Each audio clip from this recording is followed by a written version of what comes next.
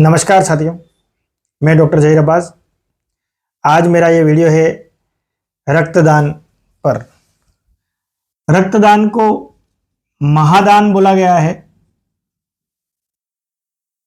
महादान इसलिए बोला गया है, महादान का मतलब ये होता है जिसको रक्त दिया जाता है उसकी जान, जीवन दान प्रदान किया जाता है उसको, और जो रक्त देने वाला है वो भी स्वस्थ रहता है इससे। इसलिए रक्तदान को महादान बोला गया है। रक्तदान के लिए कुछ जरूरी रूल्स के बारे में हम बातें करते हैं। जरूरी रूल्स WHO की गाइडलाइंस के अनुसार आपकी उम्र 18 से 65 वर्ष की होनी चाहिए। दूसरी चीज है, आपका वजन 110 पाउंड या लगभग 50 किलो होना चाहिए। आपका हीमोग्लोबिन मेल में 13 ग्राम और फीमेल में 12.5 ग्राम पर DL होना चाहिए। उसके बाद जो भी व्यक्ति रक्तदान कर रहा है वो रक्तदान करने वाला व्यक्ति पूरी तरह से स्वस्थ होना चाहिए, यानी कि उसको किसी प्रकार का इन्फेक्शन नहीं हो, बैक्टीरियल, वायरल या फंगल इन्फेक्शन नहीं हो। बैक्टीरियल, वायरल या फंगल इन्फेक्शन नहीं हो, यानी कि कोई फ्लू है, सर्दी, खांसी, जुकाम, बुखार भी नहीं होना चाहिए, या कोई चमड़ी की गंभीर बीमारी भी उसको नहीं होनी चाहिए। उस व्यक्ति को TB आदि का इन्फेक्शन भी नहीं होना चाहिए, या STD रोग से ग्रसित नहीं हो। सेक्सुअल ट्रांसमिटेड डिसीज जैसे एड्स है, हेपेटाइटिस B एंटीजन है। हेपेटाइटिस B पॉजिटिव वाला व्यक्ति, मतलब एक प्रकार का ये भी एक वायरल इन्फेक्शन है, एड्स भी एक प्रकार का वायरल इन्फेक्शन है। या जो रक्तदान कर रहा है वह व्यक्ति ऐसे क्षेत्र में यात्रा करके नहीं आया हो जिस क्षेत्र में वायरल इन्फेक्शन हो, जैसे डेंगू का प्रकोप हो या जीका वायरस का प्रकोप हो उस क्षेत्र में, जिस क्षेत्र में वो गया था। या प्रोटोजोअल इन्फेक्शन में, जैसे मलेरिया, जिस क्षेत्र में वो घूमने गया था उस क्षेत्र में मलेरिया ज्यादा हो या डेंगू हो, इस तरह की वायरल इन्फेक्शन भी नहीं होने चाहिए, या प्रोटोजोअल इन्फेक्शन भी नहीं होने चाहिए उस क्षेत्र में। या जो व्यक्ति रक्तदान करने आया है उसने बीते 48 घंटों के अंदर अल्कोहल का सेवन नहीं किया होना चाहिए। 48 घंटे पहले उसने अल्कोहल नहीं लिया होना चाहिए। उसके बाद व्यक्ति पूरी तरह से फिट होना चाहिए। फिट का मतलब उसका वजन भी ठीक है, उम्र बराबर है, उसका हीमोग्लोबिन भी ठीक है, किसी प्रकार का वायरल बैक्टीरियल इन्फेक्शन नहीं है। या जो लेडीज रक्तदान कर रही है वह लेडीज प्रेग्नेंट नहीं होनी चाहिए,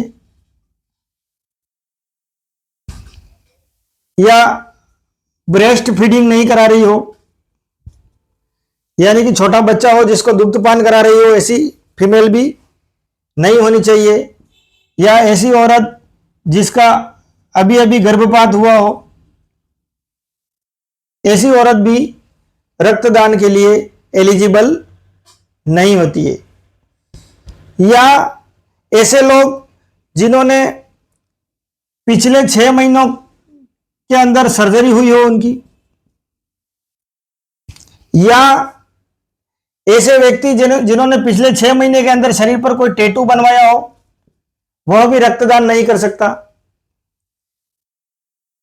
इस तरह से कुछ WHO की गाइडलाइंस है उनको फॉलो करते हुए हमें रक्तदान करना चाहिए। रक्तदान अपने आप में एक महादान है, हर व्यक्ति को करना चाहिए। कम से कम 3 माह के अंदर एक बार जरूर करना चाहिए, या नहीं तो कम से कम 4 महीने में एक बार तो जरूर करना चाहिए, यानी 1 साल में 3 बार रक्तदान जरूर करना चाहिए। दोस्तों, हमारे क्षेत्र में, हम जिस क्षेत्र में रहते हैं बांसवाड़ा, डूंगरपुर, प्रतापगढ़, वहां पर लोगों में कुछ मिथक धारणाएं हैं कि रक्तदान करने से कमजोरी आ जाएगी, रक्तदान करने से तो मर जाएंगे। इस तरह की गलत धारणाएं हैं जिससे लोग रक्तदान करने से डरते हैं। लेकिन ये सभी मिथक धारणाएं हैं। हमें रक्तदान खुलकर करना चाहिए। 14 जून रक्तदान दिवस है। उस दिन हमें छोटे मोटे शिविर लगाकर भी रक्तदान करना चाहिए, क्योंकि हमारे देश की जनसंख्या 140 करोड़ जनसंख्या है और किसी व्यक्ति की रक्त अभाव के कारण मृत्यु हो जाती है, तो इससे बड़ी शर्म की बात हमारे लिए नहीं हो सकती है। इसलिए हमें रक्तदान करना चाहिए और लोगों को भी रक्तदान के लिए प्रेरित करना चाहिए। रक्तदान करने से क्या होगा कि हमारे शरीर की जो मेटाबॉलिज्म है, मेटाबॉलिज्म बूस्ट होती है। बूस्ट का मतलब यह हुआ, जब आप रक्तदान के द्वारा रक्त देते हैं तो शरीर में कुछ न्यूट्रिशन बाहर निकलते हैं, इससे शरीर में वापस एक बायोलॉजिकल क्रियाएं एक्टिव होती हैं, जिससे शरीर वापस उन चीजों को बनाने में लग जाता है। इसलिए बॉडी की मेटाबॉलिज्म बूस्ट होती है। दोस्तों, 1 यूनिट रक्त आप देते हैं, 1 यूनिट रक्त 350 ml होता है। जो आपके शरीर के अंदर जो रक्त है उसका 15वां हिस्सा है। अब लोगों में मिथक धारणा है कि रक्तदान करने से लोग मर जाएंगे।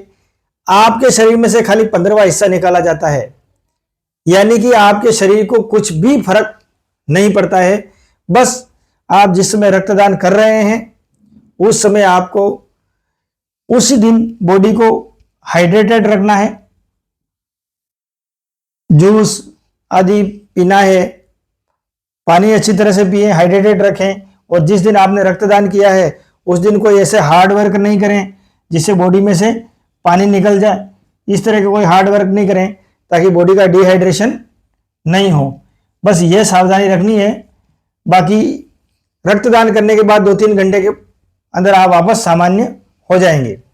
वैसे हमारे शरीर में प्रतिदिन 400 ml से 800 ml रक्त हर 24 घंटे में बन जाता है। अब हमने 350 ml रक्तदान किया है, 1 यूनिट रक्तदान किया है, तो यह 1 यूनिट रक्त तो केवल 24 घंटे के अंदर वापस बन जाता है हमारी बॉडी। इसलिए हमें रक्तदान करने से घबराना नहीं चाहिए, रक्तदान करना चाहिए। जिन लोगों में इस प्रकार की मिथक धारणाओं की वजह से डर घुसा हुआ है उनको भी समझाना चाहिए और लोगों को रक्तदान के लिए मोटिवेट भी करना चाहिए। दूसरी चीज यह है, अगर आप रक्तदान नहीं करते हैं तो आरबीसी का जीवन काल 120 दिन होता है। 120 दिन बाद आरबीसी स्वतः ही नष्ट कर दी जाएगी स्प्लीन में, प्लिया में। इसलिए हमारे शरीर की नेचुरल क्रिया होती है कि आप रक्तदान नहीं करते तो भी बॉडी नया रक्त बनाती है हर 120 दिन के अंदर। इसलिए आप रक्तदान करें, जितना ज्यादा हो सके। छोटे छोटे शिविर लगाकर रक्तदान करें। 14 जून को ध्यान में रखें। देश में कई प्रकार की संस्थाएं चलती हैं, कई प्रकार के फाउंडेशन चलते हैं, वह भी 14 जून को रक्तदान के लिए शिविर लगाएं और ज्यादा से ज्यादा लोगों को मोटिवेट करें, ताकि एक समय ऐसा है कि हमारे देश की जो भी ब्लड बैंकें हैं वो 14 जून के बाद पूरी तरह से भर जाए। दोस्तों, ये मेरा वीडियो था रक्तदान पर। रक्तदान को लेकर कुछ लोगों में मिथक धारणाएं थी, उनको मैंने क्लियर कर दिया है। आप इस वीडियो को देखें और ज़्यादा से ज़्यादा जनता में इस वीडियो को दिखाएं। जय हिंद, जय भारत।